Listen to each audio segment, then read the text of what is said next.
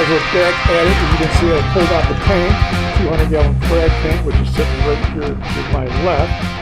And we do have those fiberglass panels put into the bottom. And with that, we're going to put a piece of styrofoam between it and the tank, just for a little bit of extra protection. But now, what I need to do is I need to modify the existing supply and return lines that were on the back of this tank from a long time ago.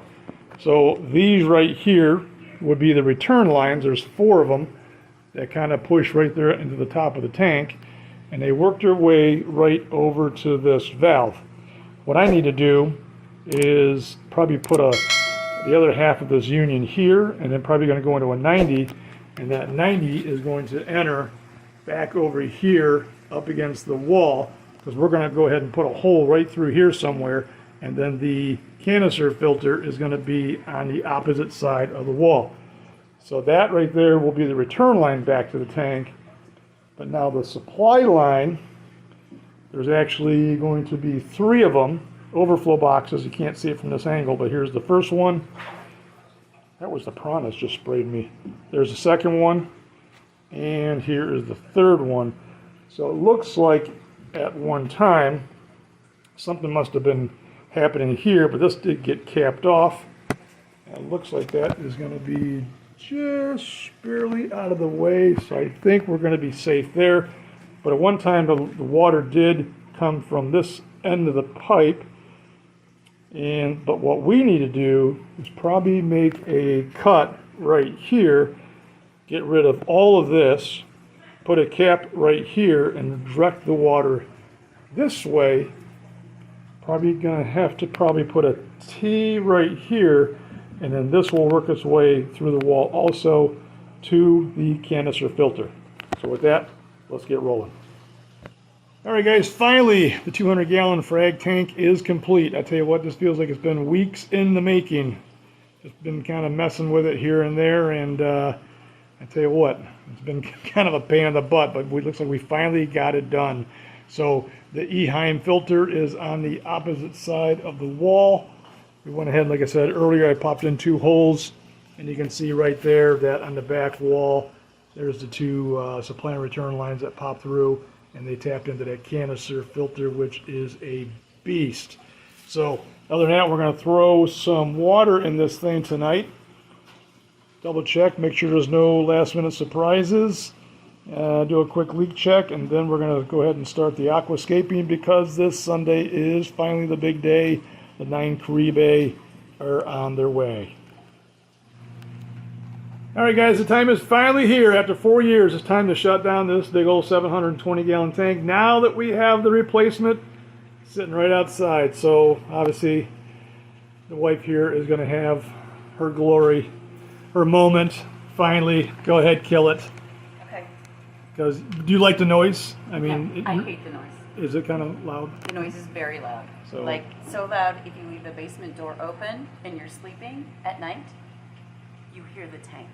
So if you ever do this again, well, I should say when you do this again, because we know it's inevitable, please, can we just make it a little quieter? Quieter. Well, it's the dolphin no motors. Vibration. It's the dolphin motors. So I get to stop everything, right? Yep, go ahead. I get to bring it to an end. Kill it. The end is here. Now turn the valves. No, not that one. Which ones? This one. And then that one. Okay. Ouch. And then this one. Okay. And then the other one. Which one? This one. That's already closed. Next one. Oh my gosh. And now those 2 way back there. Oh, those 4 way down there. Go far left. Yep. 1, 2. Well, you know, you really set this up right, how they're staggered. This is very actually nice. You can get to them. We did. Got it. And that's it. So Do we you are. hear What? how quiet it is? Yeah. Well, actually, I hear that one over there now. I love it. So we are going to redesign this a little bit up underneath, because now the new overflow box will be in this back left corner. So all those supply lines, I'm going to have to cut that out and reshape all this. But It is what it is. The end is here.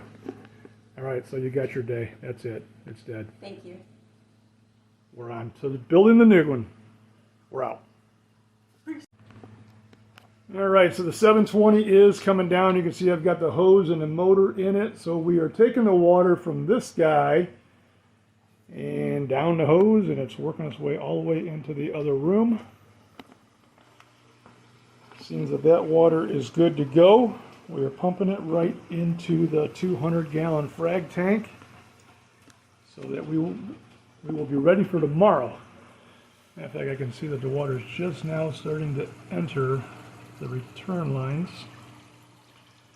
It won't be long. We're going to be hitting the 3 overflow boxes. So, as we all know, it's always the nerve-wracking spot of filling up a tank and checking for leaks and making sure that there's no issues. But we're almost there, so we'll get this thing filled with water and turn on that E-Heim for the first time and see how that works. The aquascaping will come up later. But, oh man, we are almost there. All right, guys, finally, the Caribe Piranha have arrived. Donald has brought them to me in, we said about an hour drive? Yep, an hour and 6 minutes. So he's from down south in the Ravenna area. Let's take a look at these guys. Now, how old are these? I'd say about 6-7 months. Get a little closer, they can hear. 6, 7. About 6-7 months. You've had them for 6, 7 months, right? Yeah, they were just 1 inch fry when I got them. Let me turn the flash on so I can get a little bit closer here. Where did you get these from? Aquascape. Aquascape. All right. What do you got them on as far as food? They're eating raw shrimp that I peel and throw in, and they are also eating silver sides, frozen adult silver sides. Oh yeah, there's that little spot right on the side. That's a huge identifier right there for the Caribe. Now when these mature out, yeah, they tend to lose the spot. They lose the spot, from what I don't they? understand. Don't they get like a little bit of a yellowish hue too, as they like a full adult? I think so. I'm not 100% sure. You know, but they have that nice red to them right now. Now the question is, will they be compatible with one another for a prolonged period of time? Didn't you have to separate these? Pair of 55s? I separated 3 of them because 3 of them seemed a little bit more aggressive. But from what I understand, you can keep them schooled together as long as you have the space. And a lot of food. And a lot of food, yes. Keep them bellies full. They're a schooling piranha, just like the red belly. So. That looks like the biggest one, right? Oh yeah. Maybe here or here? I think he was actually the king of the second 55. He's easy 5 inches long. Mm-hmm. All right, let's get these guys inside, start the acclimation, and show them their new home. Let's roll.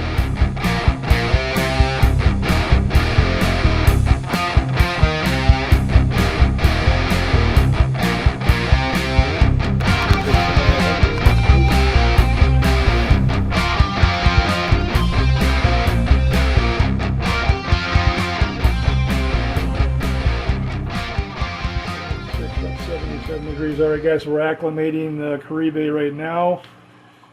All is well. I'd say probably here in another 10-15 minutes they're going to head into their new home. Boy, they look good. I might even feed them late tonight just to see if they'll go for it.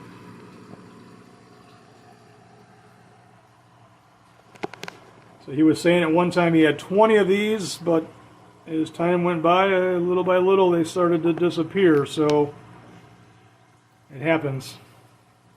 But that was the original when they were what? Maybe about an inch. Inch and a half, yeah. Yeah. They're probably a little bit bigger now, so they're more stable. Just keep their bellies full. All right, we're going to throw them in the 200. Okay, it's been about 6 hours, and let's see if our new guests are a little bit hungry. So I got myself a full fillet here. Slide this back. And there's no sliding back. I'm just going to have to slide it right in there. away it goes. Pull the lid back. And let's see if the boys are hungry.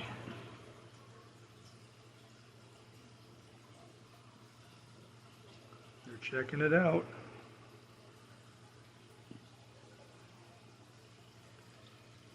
Once the first one attacks, that should be it. Get a little nibble.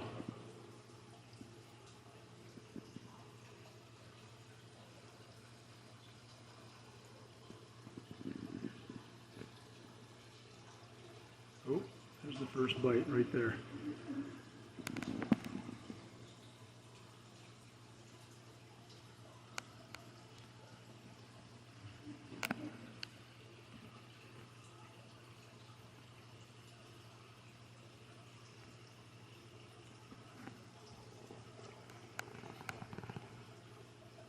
Now this is definitely the new pack of wolves right here.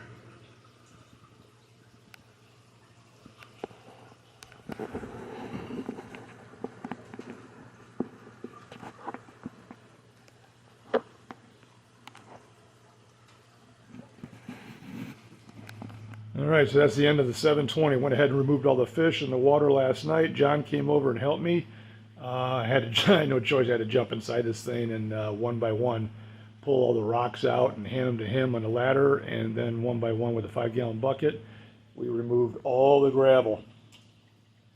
So that was not fun. So probably going to relocate the gravel into the 200-gallon tank with a Caribe are at, and probably use a couple of these rocks right here. Just by looking at these rocks, I was kind of reminded of back in the day when I did the aquascaping. You can see I took a diamond hole saw bit and kind of gouged out these rocks. There's one there, another one there, another one there.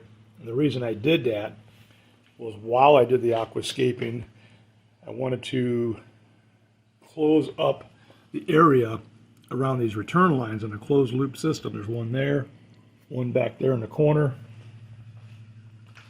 one right here, and then another one way back there. So we'd put a base of gravel around the return line, and then I would position the rocks around the pipe, so as this came higher and higher, this was all hidden within a rock. So if you go back to our earlier videos, you see this as far as how I put that together. But I think what's going to happen though is I'm going to continue using that on the new tank, because I definitely like the closed loop system on a tank that's 4 foot tall to get some good circulation within this water column. So I see that coming up. Obviously in the new tank, the center island overflow is getting completely relocated back here to the corner. So you guys are going to see that in due time. But there it is. So the gravel and the rocks are out, and that's the end of the 720. Just going to get in there with the garden hose, kind of spray it down, get the shop vac out, and just do one final cleaning. And then probably going to pull this out and prep for some rigging to lower this tank down, because it's out of here. It's been sold. All right, guys, moving on to the next part.